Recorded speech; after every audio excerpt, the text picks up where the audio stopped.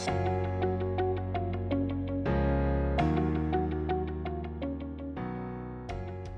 guys, it's Nikki here. I'm here today to do my beginning of the month book review. This is the spoiler-free review for Behind Her Eyes. I think it's by Sarah Pinborough. I forget. I'll look it up before I do the next one, and I'll include her name somewhere on the screen here if I'm wrong.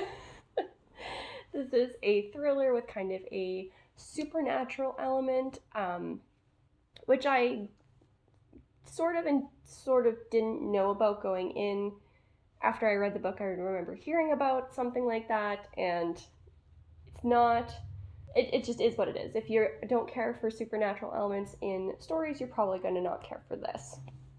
Other than this, I didn't really know a lot about the story going into the book, because a lot of people were like, we don't want to ruin the twist for you.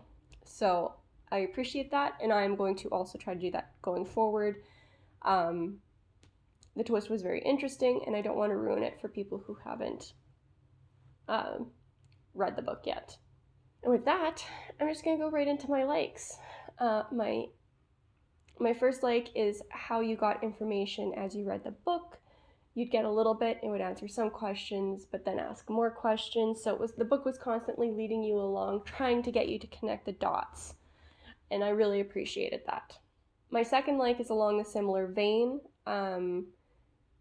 If you picked up on the information and asked the right questions as you were reading the book, the twist felt very natural. It wasn't so shocking that I found it completely unbelievable, which was good.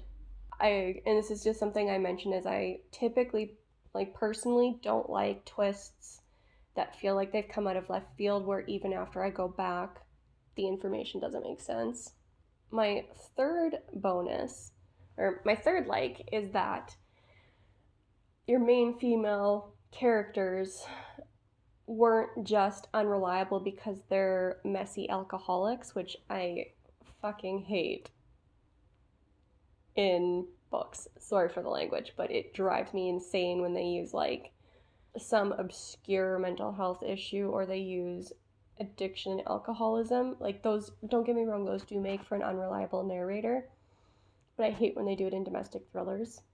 I don't know what it is exactly about it that drives me up the wall, but I instantly lose interest when you're like, oh, this character's unreliable, and then, oh, but she's also drinking 2 bottles of wine.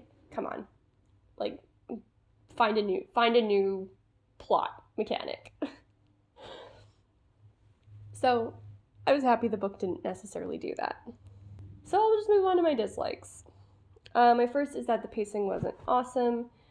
While I enjoyed the way that the information was given, the way the story moved along in terms of believability of relationships and situations felt really rushed. There was a lot of times where I felt like if we had been given a little bit more time in the situation, the hints would have been a little bit more straightforward.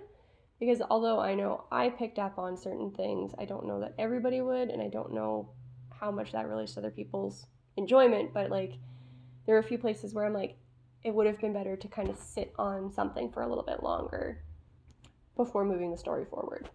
My second negative is how frustrating some of the characters were. The main character that you follow, Louise, she's one of the 2 female protagonists, drove me up the wall. She just made the worst goddamn decisions sometimes, and it just was really irritating to deal with.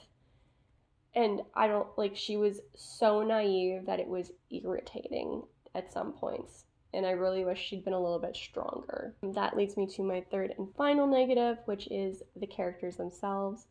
Although I think the concept of the story was really interesting and how it was done overall fit the story, the characters themselves were probably the weakest part for me. And that's because they were very flat. They didn't feel like they were developing. I never really wavered in how I felt about them, even as things were being revealed. The things that were being revealed just made the story make sense. It didn't really make the characters more engaging or relatable or anything really. And with that out of the way, I'm just going to go talk about the characters a little bit more. And all I'm really going to say here is what I've already said about the characters stands here too. In summary, Louise was frustrating, Adele was interesting and then aggravating, and David just throw the whole guy out. That's problem solved, just throw the whole man out. Although he didn't start that way, that's where he was when we met him. Which is going to lead me to my wrap up. I did end up giving this a 4 out of 5, but it's more for the entertainment value than necessarily, I think, the technical aspects of the book. I usually try to balance it a little bit, but the way this book kept me engaged is really the reason why I'm giving this a 4 out of 5. Because the twist was really interestingly done based on how the story was being told. And the characters, although they were flat and I didn't particularly enjoy them, they mostly fit the roles that they were being given. The progression of the story and being fed little bits of information in order to get more questions being asked just really hit the spot. And I totally understand all the people that are saying this book is completely ridiculous. It 100% is. Because of that supernatural element, you really do have to suspend your disbelief. So I can see why it's not for everyone, but I personally did enjoy it, and I think it'll be worth the read if you like that kind of story. And once I watch the show, we'll see if it's worth the watch rather than a read. And I will leave you guys here. My supper is ready, and I'll see you in the next video. Peace.